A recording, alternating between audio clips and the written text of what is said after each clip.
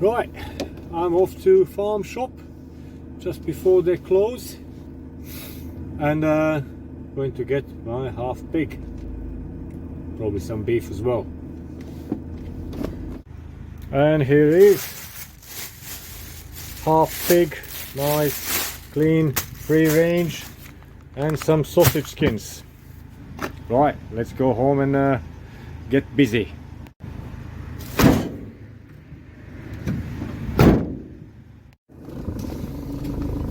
Right, coming out of our local farm shop, got my half pig from butchers.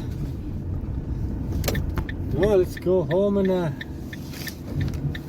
start chopping it up, slicing and cutting and making some sausages and bacon.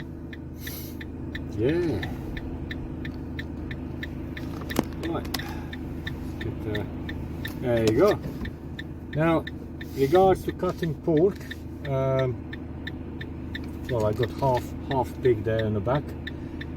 I'm not a butcher, so I'm not doing butcher's way, the way how they basically do the cuts of pork for selling in the shop, because mainly, or most of that meat is gonna go into sausages, and some of it is gonna go into bacon. I'm gonna see if I can make some guanciale, some pancetta, maybe a little bit of back bacon, or like a pork loin. I'm gonna try to smoke and dry just a bit of pork loin on its own, and a little bit of ham. Now, ham itself, it's basically a back leg of pig, because it's large and thick. It takes long time. It takes long time to air cure, dry. It would take about a year. So I got a little trick in the sleeve, how I'm going to make a little small, well, I'm just gonna cut leg into a couple smaller pieces that I'm going to salt, smoke and dry, and being smaller pieces, they will dry much quicker than a year, probably a couple of months, and it will be ready. And majority of other stuff is going to go into sausages, and also with bones. I'm going to leave a bit of meat on the bones in order to smoke them, and I love to have them smoked like ribs with a bit of meat on it, in stews. Yeah, if you're making like a nice bean stew or something, or a bit of smoked ribs, that is nice. Yeah, and anything else that's left bone wise, I'm gonna make stock and brawn. Yeah, it will be really nice. So one by one thing, going home now, I'm gonna start cutting that pig, that half pig, into pieces. See you soon. Forgot to say, it's Wednesday, 20th December, a few days before Christmas. That's why it's dark, and I'm filming everything in dark. It's nothing suspicious. It's just 5 o'clock in the afternoon and it's pitch black. So December, it is what it is. It's a winter time. Perfect time to smoke and cure the meat, because meat needs, when it's curing, needs cold weather and cold temperature. It needs to be below 10 degrees Celsius, preferably around freezing. At the moment it's not. I live in Sussex, South England, and it doesn't really get frosty that often on the coast, but as long as it's below 10 degrees Celsius, it's good. I don't know what that is in Fahrenheit. I never really paid attention in school on Fahrenheit, but Celsius, 10 degrees and below, is good. So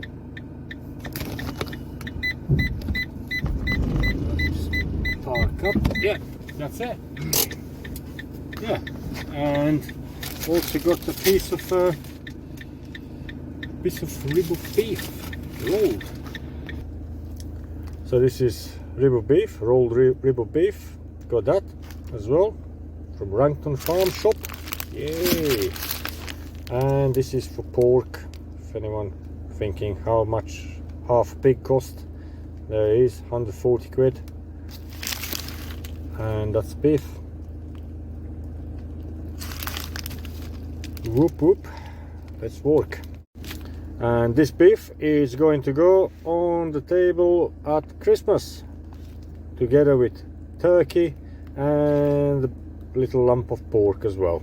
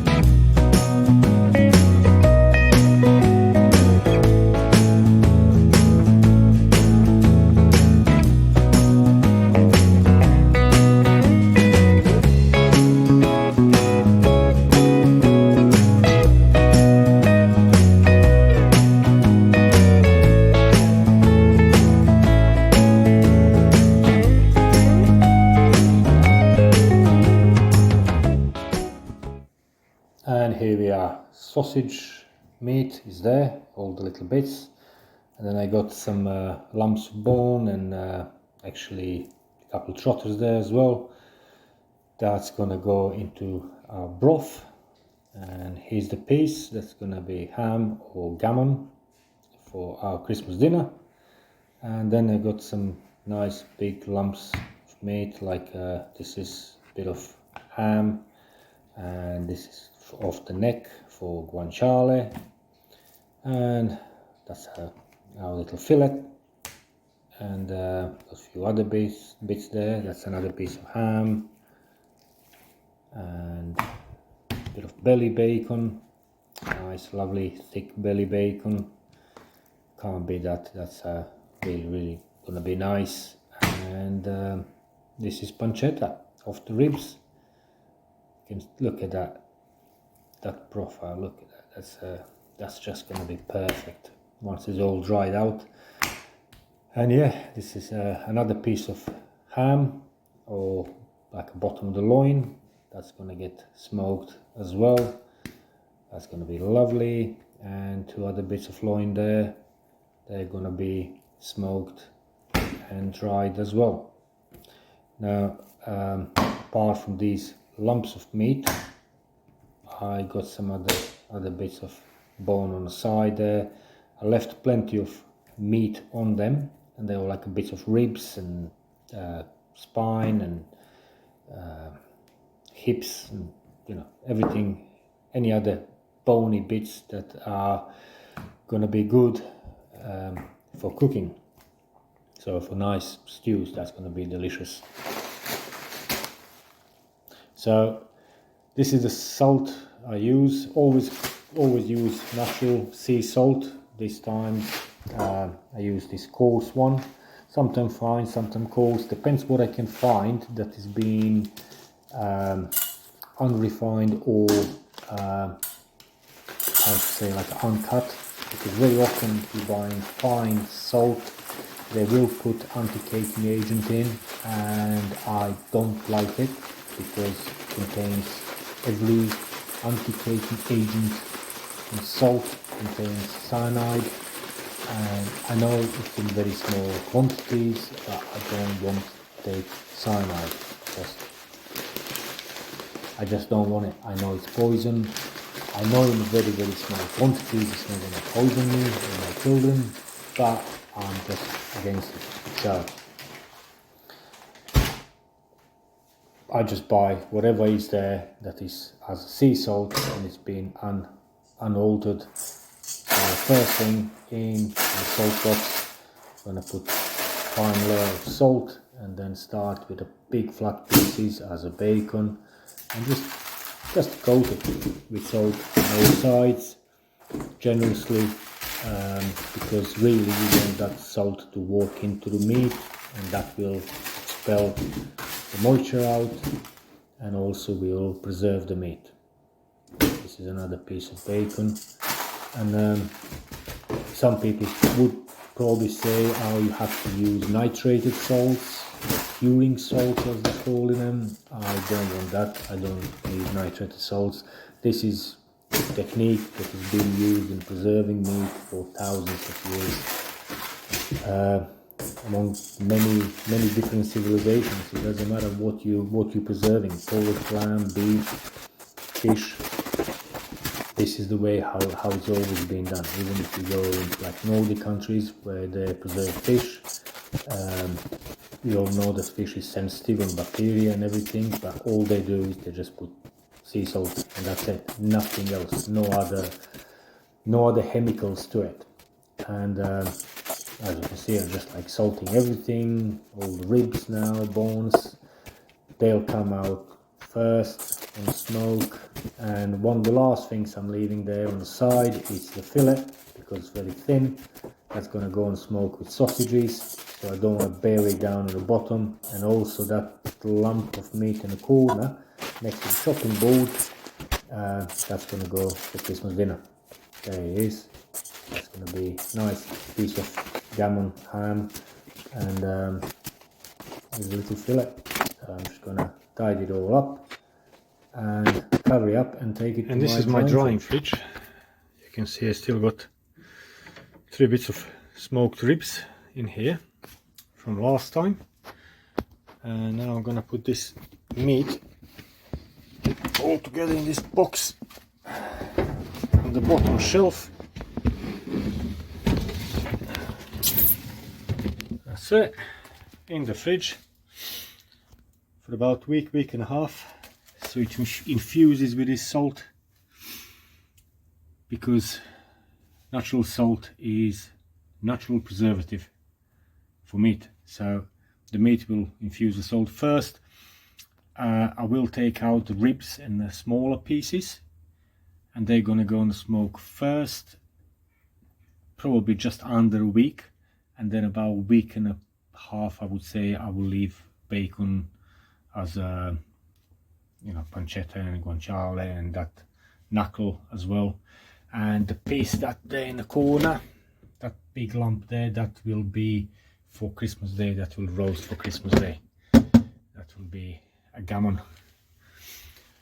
And oh god, these smoked ribs smell really nice. I'll have 1 or 2 of them in my brown when I cook with other bones as well. That will give nice flavoring. So at the moment that goes in there. Fridge closes up, and gonna mince the meat for sausages. Now before I start mincing meat for sausages, I'm going to scale it or weight, so I know how heavy is, how much of meat I got and how many spices to put, because I tried different recipes, or well, I started with one recipe and then tried to alter it, adjust it to make it to suit my taste, and I think I got it now nicely and right, and that's what I'm going to do, and I'm going to share that recipe with you in a moment. You'll see it on the screen there, and I'll explain exact ratios.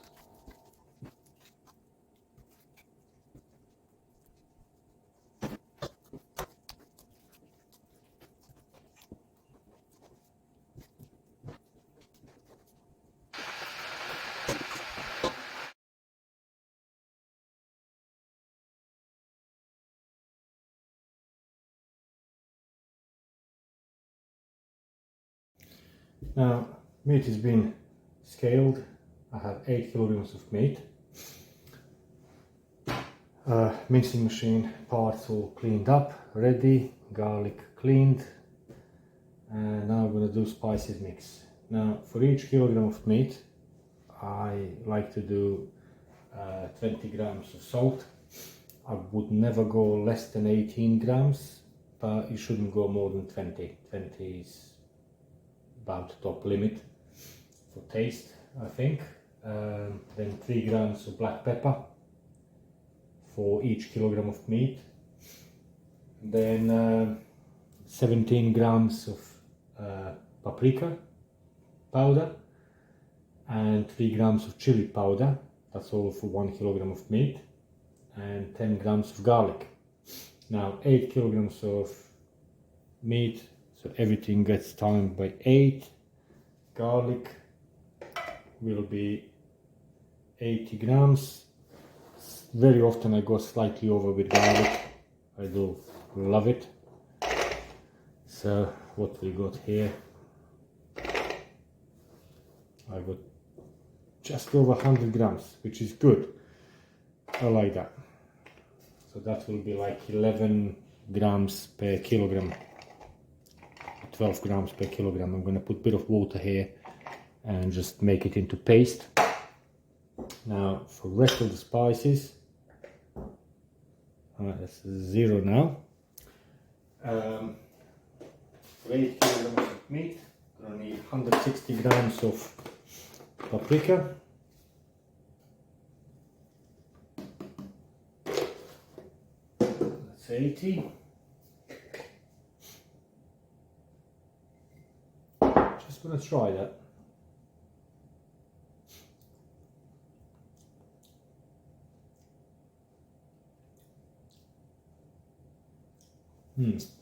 Yeah, that's right.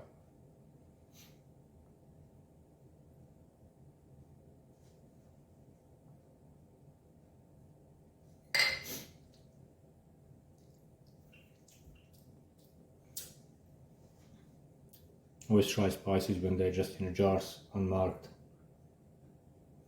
It's got a bit of spice to it. So I'll go a bit left. There you go. Okay, a bit more of this, and then I'll do a bit less of chili instead of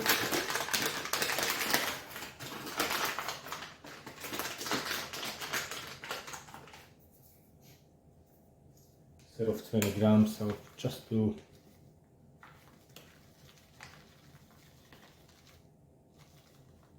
like that. I'm not going to make it very spicy.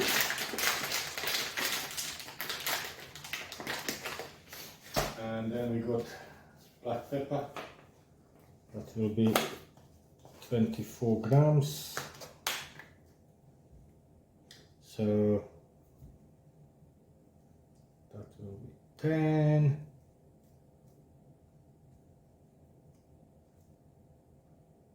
There you go.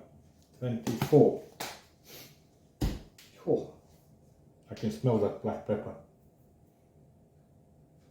Nice. Right, so that is a spice mix.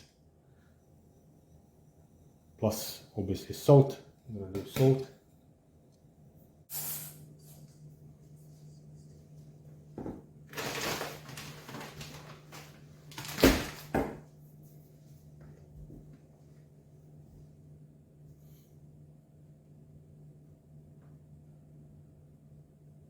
Now, salt, as I said, 20 grams of salt per kilogram, 8 kilograms, so that's 160 grams. So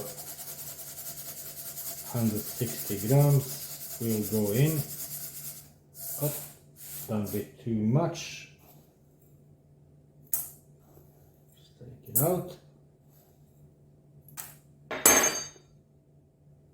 There we go. Bit for luck.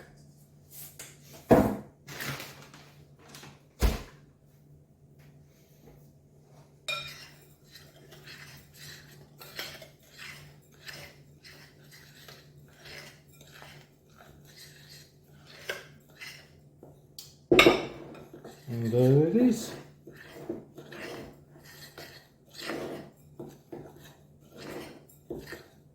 That's our spice mix. So now I'm just gonna grind or mince these garlic cloves, a bit of water into paste, and then we're gonna start mincing the meat.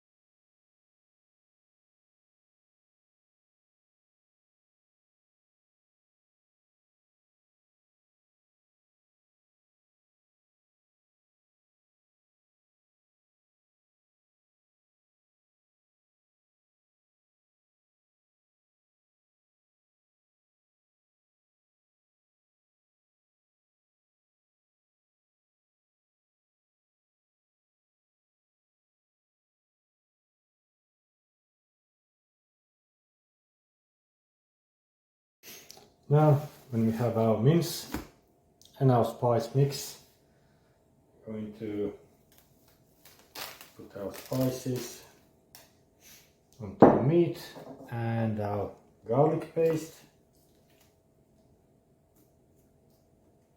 There you go, one garlic, whole clove. And now, just going to massage this in, mix it all up.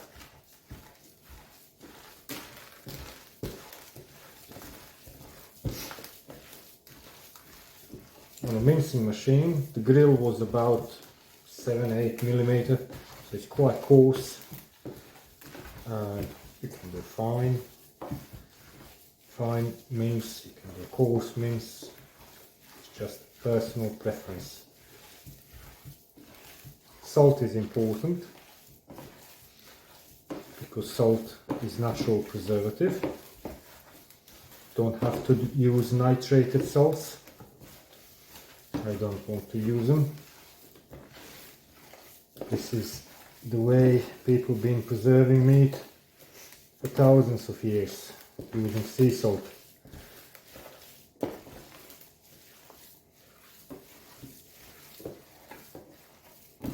Not chemicals.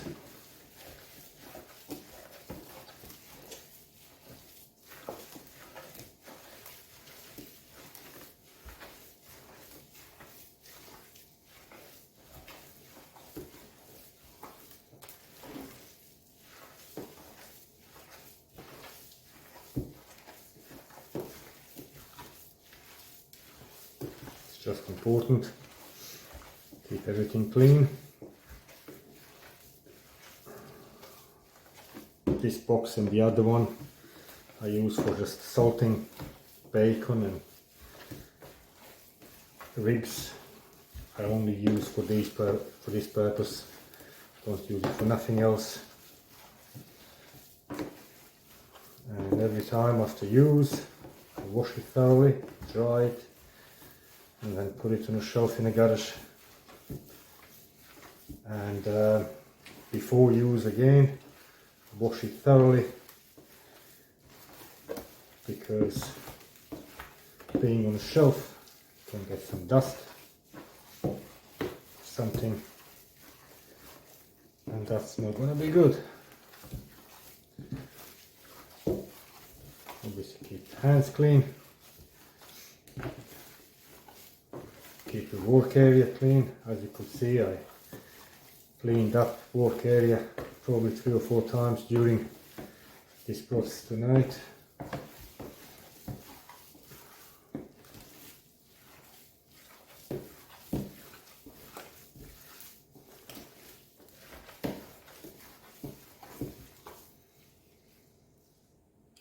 Now, being coarse salt, it will take a bit of time to dissolve and to homogenize with this meat,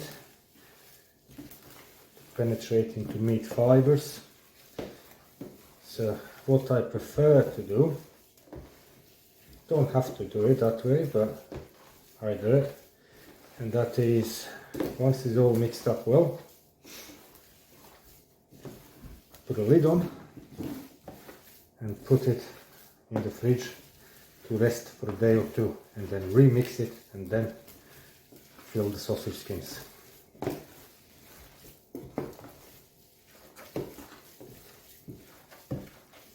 Smells amazing.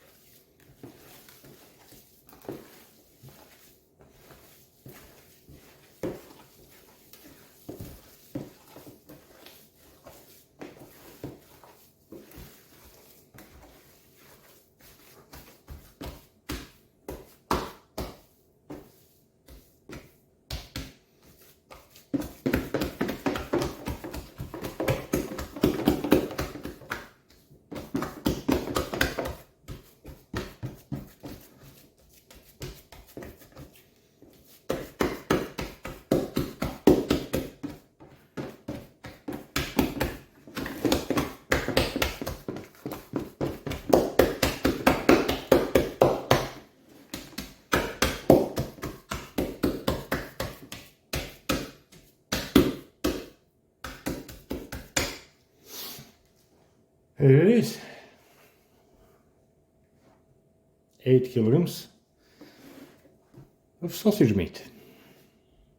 It's always a good idea to do a little test.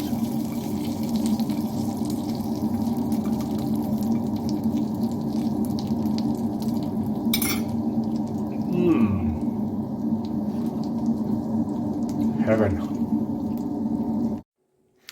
Now a couple of days passed, and here is our sausage mix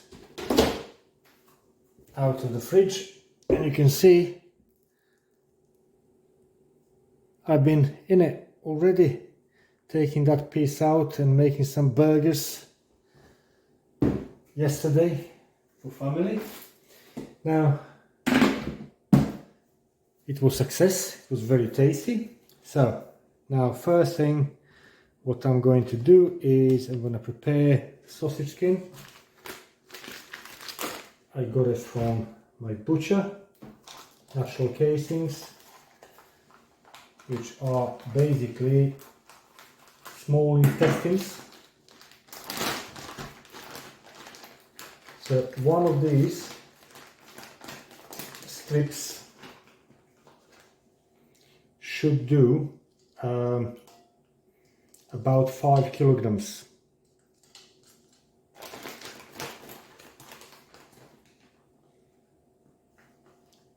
So I'm just going to put this in, because the first one was not complete, and I'm just going to put them in cold water. The last one I got left over, I'm going to close it up and set it aside, because I'm not going to need this now. I'm going to freeze it up for next time, but whatever is left over there as well, I'm going to freeze up. So I'm just going to put them in cold water, soak them up, so they can sort of soften up a bit. Now, whilst that is getting softened up, I'm going to prepare my sausage filling machine. There it is. As you can see, this is the whole thing is happening in my kitchen. So this is a vertical filling machine made out of stainless. I'll post some links in the comments of the video and description. So very simple. You clamp it to the edge of the worktop.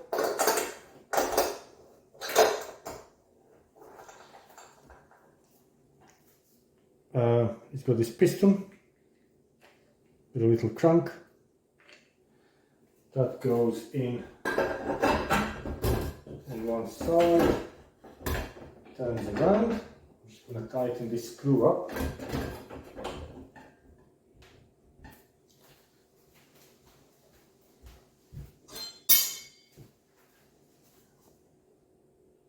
I'm going to use a knife for that.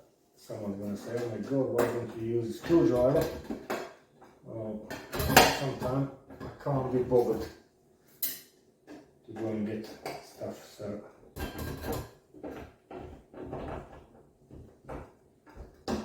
right. That's just a locating screw, so it stops it from slipping off. Then we got our handle. Wing nut screw that holds the handle. It's all made out of stainless, full grade stainless. After every use, I thoroughly wash it, and then store it, dry it out, store it, and then before use I wash it all again, so it's all wet now again. So basically meat goes here, we turn the piston, by turning the crank, we're pushing the meat out through one of these 4 different sizes. I think I'm going to use the third size, this one here, which is about 20 millimeters, about 3/4 inch. Slide it over that.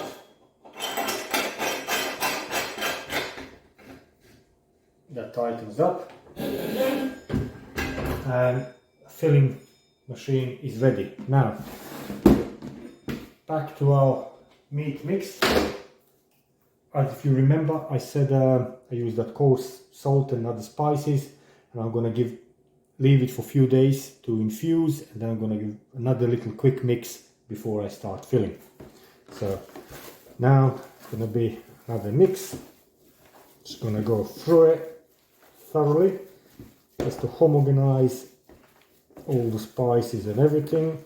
And because it's been in that drying fridge, the temperature of this meat now, it's just above freezing. It's about 1 or 2 degrees Celsius, so it's not comfortable on the hands. It's very uncomfortable. Right, let me just put that down a bit. So it's very uncomfortable, and it smells really nice. I can smell that garlic and pepper, paprika. Nice. Right.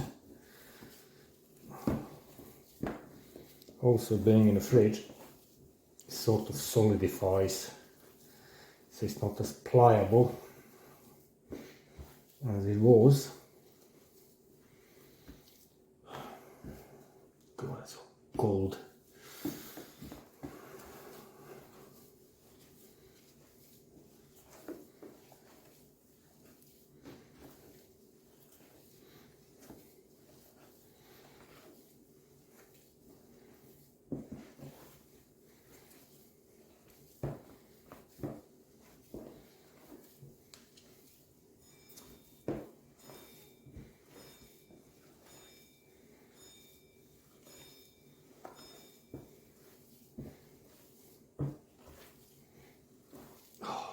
Right,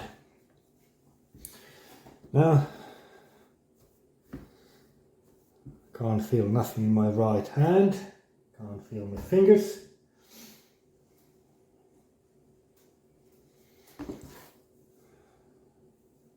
hopefully will not get the frost bites.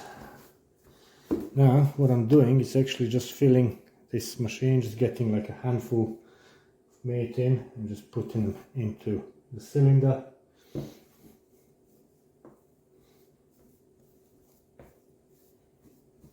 And when you do it, you try to make it into like a balls, so you don't put too much air into within the meat, because you want to be filling sausages with meat, not with air.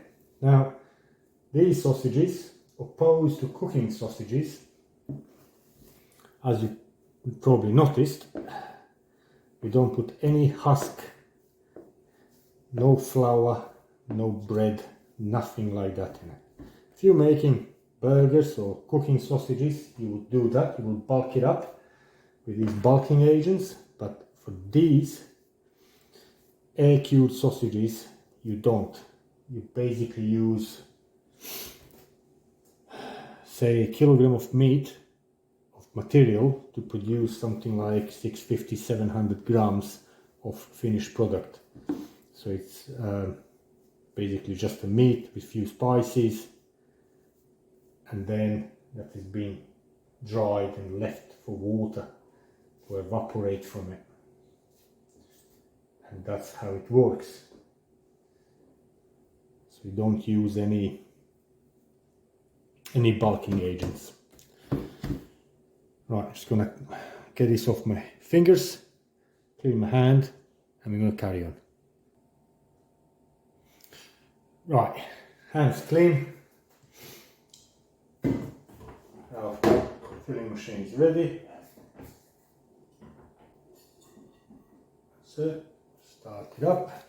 Now, let's get some of these skins. Right, I'll put it from this side. This should make life easier with this plastic liner. So just keep everything wet so it slides nice and easy, and then just slide all that sausage skin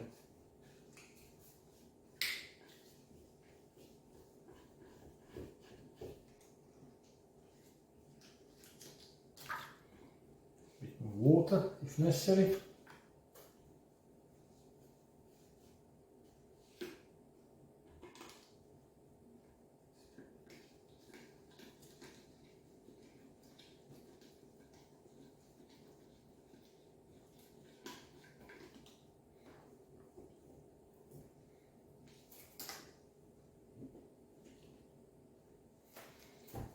Push a bit of air on it. That's it. Bit of crank.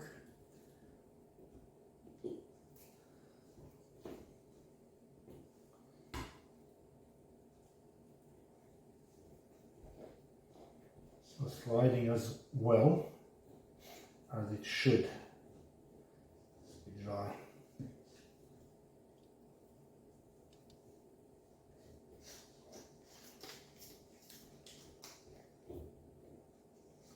Right, that's it. We'll split here.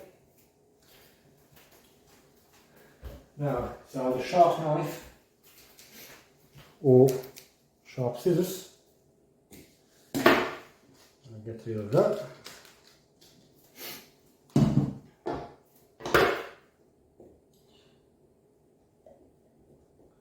Now I'm just going to tie a knot on the end. No, do it again.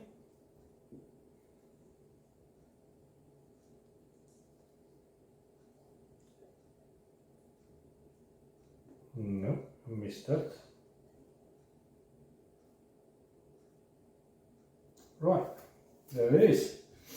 Now, a little trick. The sharp end of the knife, and then you go back blunt end of the knife. With a blunt end, with the edge of the blunt end, you just want to do a few little taps.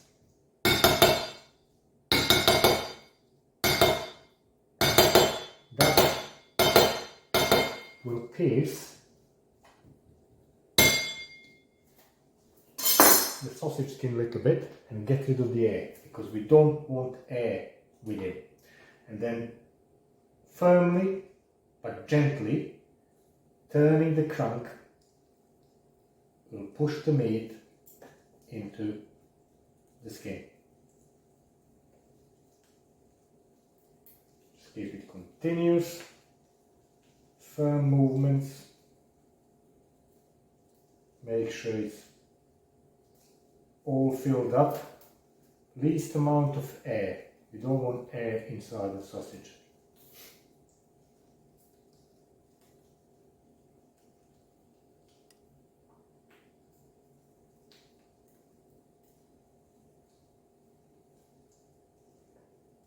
And that's it. Just carry on like that. Once you're out of meat in the cylinder, you're going to rewind the handle, lift the piston, refill and carry on. Once you use up all sausage skin, you'll reload, you'll put more skin on the nozzle.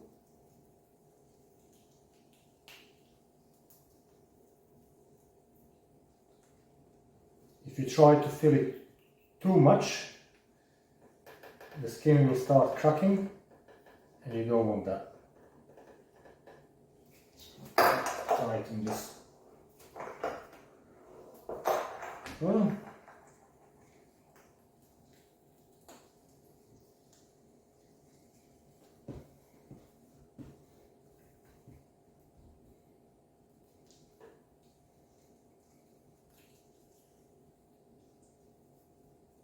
right, I have a split. So if split happens, just cut it off there.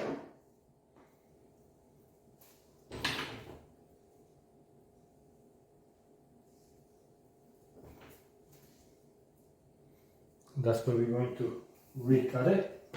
Now I just got a bit of twine. Just gonna put a knot on it.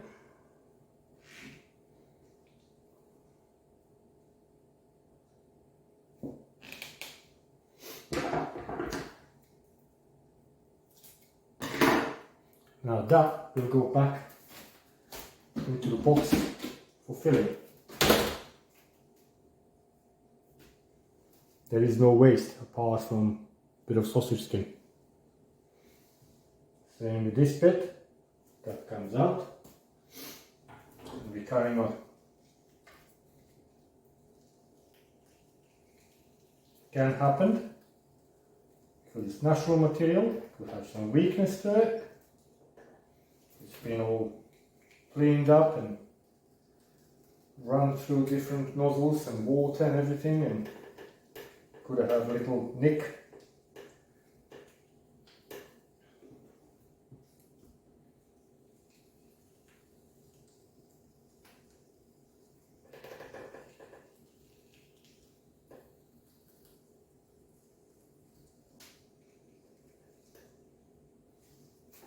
Right, now the table, it's a bit dry, so I'm going to put a bit of water there.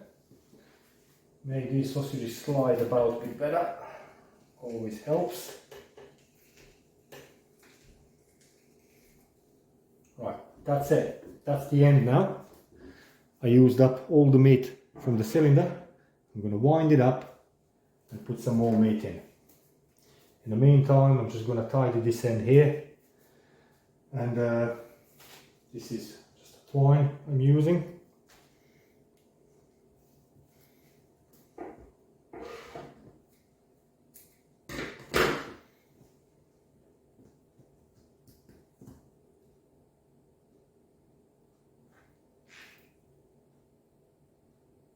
Simple.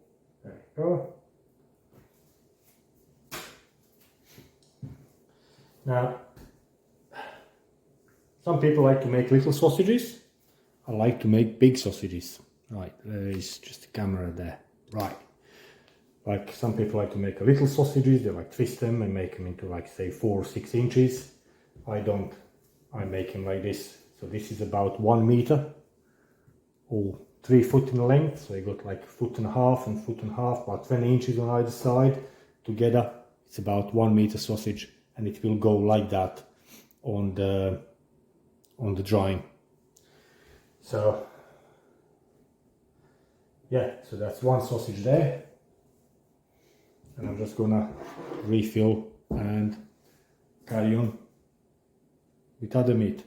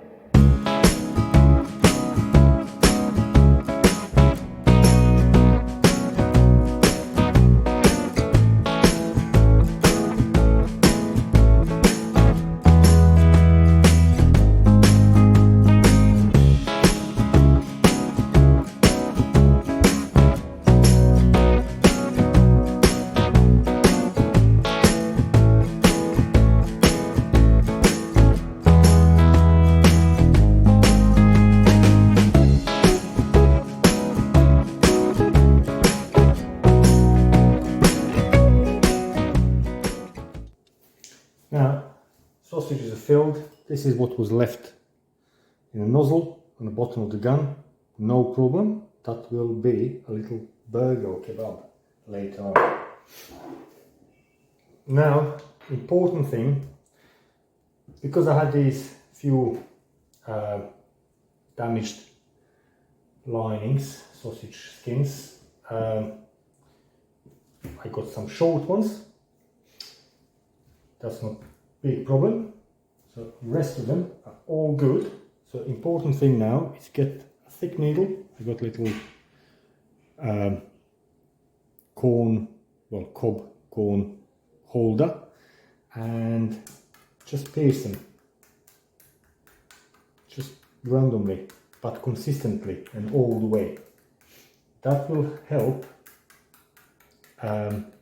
drying, because really you want all that stuff from the meat, like air and excess of moisture, to evaporate out. And this helps. Now you have to be careful. You just want to pierce it in and out, so you make a little hole rather than tear, because if you tear it, it's just going to crack there. And that's about it. That's roughly maybe like a couple of inches, 3 inches apart.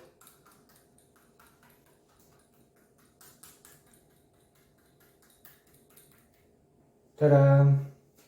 Sausages are ready. Now I'm going to take them out and hang them on the air for tonight, so they can just ventilate and dry on outside, and then from tomorrow I'm going to start putting them on smoke.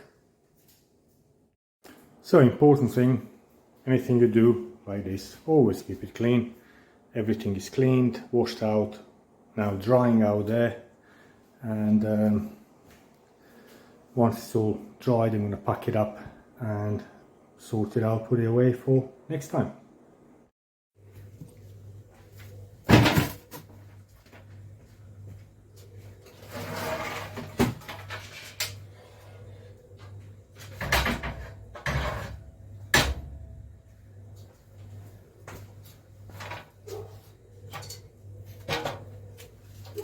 Now, this being my just home garage,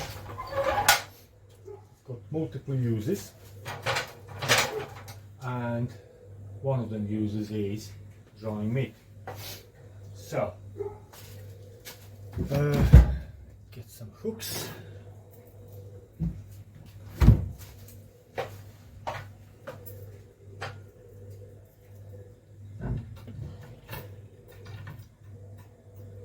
Now these are little stainless steel hooks. I just made the loops on the little twine, just so I can hang them like that. It's nice and simple. I used to be pushing them through the buttons, but it's a bit more effort than this, so I'm just doing this way now. Very important when you're drying meat, don't let individual pieces of meat touching the neighboring ones, because that will reduce drying on that section, and also can promote growth of some mold or something that you don't want. You don't want your sausages to go spoiled. You want them good. Right, someone else smelled sausages. Good thing is it's out of reach of little kitty.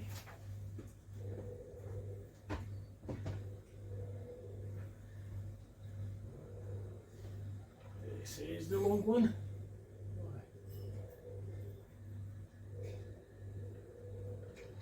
Just make sure wherever you dry them, no vermin can get to them. It's nice and safe, secure. That is important. With all this effort, you don't want it to go down the drain for nothing.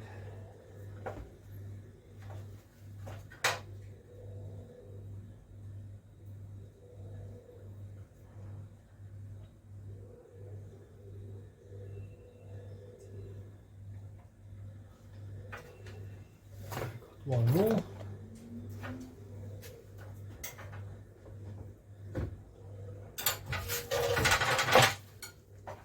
So it's just the first night, it's just to sort of drain them. They're still like dripping. Wet, because obviously the table was wet and sausage skins have been wet, and they just want them to dry. Now another little device I put in here, and we'll just grab the camera. So sausages are here. Now ideally they would be on some nice cold draft, ideally way below 10 degrees Celsius. If it's above 10 degrees Celsius, don't do it. So you can't do it in summertime or spring or something like that, but winter time it's perfect. Now is winter, it's just before Christmas. It was cold, it was about 2, 3, 4 degrees Celsius, and now suddenly it's gone to about 10. So I hope it's not going to go more than 10. To aid ventilation, I have installed here on the ceiling a fan. So when I just turn this fan on, it will just gently blow breeze across these sausages, and that will aid drying. So I'll come back in the morning, I'll leave this fan on all night, and I'll come back in the morning and you'll actually see the difference. They're all nice and shiny now and smooth and all that. Tomorrow morning they're going to look slightly different, and that's when we're going to prepare our smoking chamber and start transfer them into the smoking chamber and then start smoking them. Now whilst we're here, just have a little sneak peek in our, you can see this is the salting box with a meat, and you can see meat released quite a lot of water out. That's the water from the meat, that salt is actually absorbing into the meat and water is getting expelled out by this salt. It all looks good, looks actually really good. So this piece here is a piece of ham that is salted now. That's going to be, it says Scots free range. That's going to be our gammon for Christmas dinner. So yeah, we're gonna, that piece is gammon, and then also down here it's our fillet. So this fillet I'm gonna take out tomorrow. I'm gonna put it on the smoke with sausages, because it's very thin piece. It doesn't need to be sitting here in this salt box for much longer. This has been in now for 3 days. Rest of the stuff I'll leave for another 4 or 5 days, and then I'll start putting that on smoke as well. And here we're back. This is not actually following day, it's the second day after. You can see they're already drying out. There's no that smoothness and shine anymore. Literally surface is drying out, and yeah, it's perfect time to put it on the smoke. And here is, next to my drying fridge, is my smoking chamber. It's very simple setup. 1/2-inch ply, got some bars there to hang meat on. It's a 4 foot deep. Air pump, just a little aquarium air pump that pumps air into the tube of this smoke generator. So this is where I put shavings, wood shavings, usually oak or apple or something similar like that, whatever flavoring I want to put on. Set the fire on the bottom, and off we go with the smoke. Goes through this tube here, forced with the air pump into the chamber, and just nicely coats all the meat with a film of smoke. And here the sausages all loading up into the smoker, and that additional piece of meat, so fillet, that's taken out salt as well and put in for smoke. And here is a box with shavings, seasoned oak. So I'm just going to load this chamber. The generator is only made from like a 4x4 or 100x100 mm steel tubing. Closed bottom, raised up off the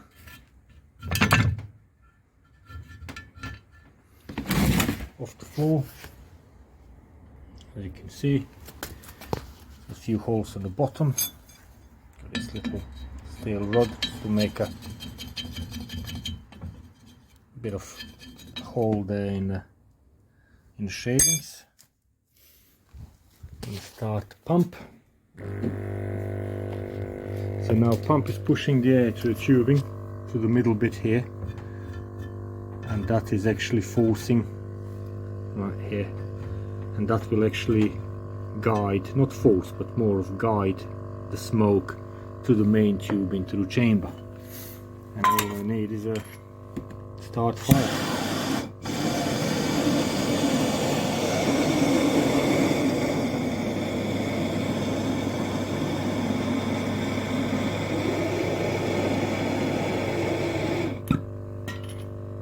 And there you go.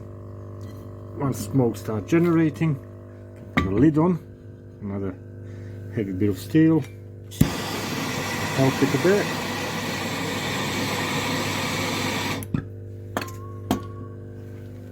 And now if we look inside, you can see the smoke there. Let me just put a flash on, maybe better. There you go, look. That's how smoke generator works.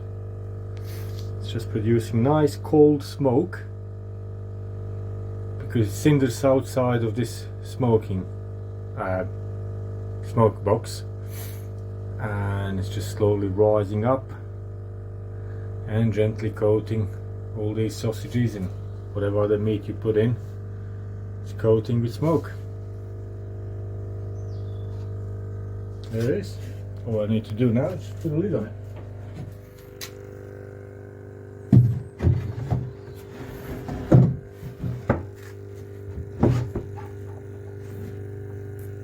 There you go. You can see a bit of smoke's coming out around the tubing there. It's absolutely fine. Little sneak peek in the generator. You can see how it's like a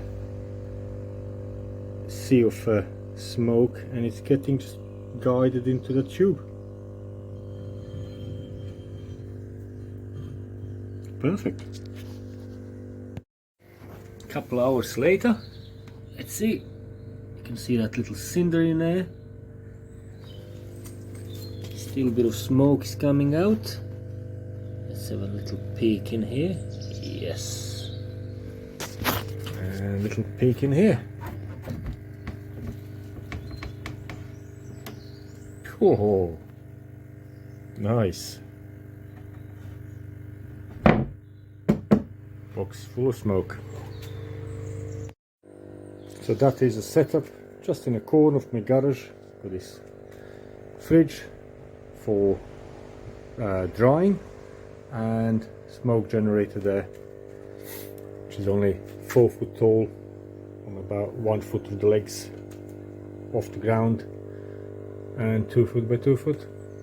You could literally squeeze a half pig in there, all in a bits, sausages, bacon, ham, whatever. Little pump, and that's it. Now I'm going to carry on smoking this for a few days, on and off with air and everything, and it's like bit of smoking, bit of drying, bit of smoking, bit of drying, and so on. Probably about 4 or 5 days on smoke, and then I'll put it to dry, and I will make a video clips every now and again, little short day clips that will follow this video, and hopefully it's all gonna go well with me filming, and you'll be able to see on the end of one of the following videos final result. Thank you for watching. Please subscribe and hit that subscribe and bell button so you get alerted with new videos, and because I will be posting more on how is this developing and going on. Thank you, and see you soon again. Bye.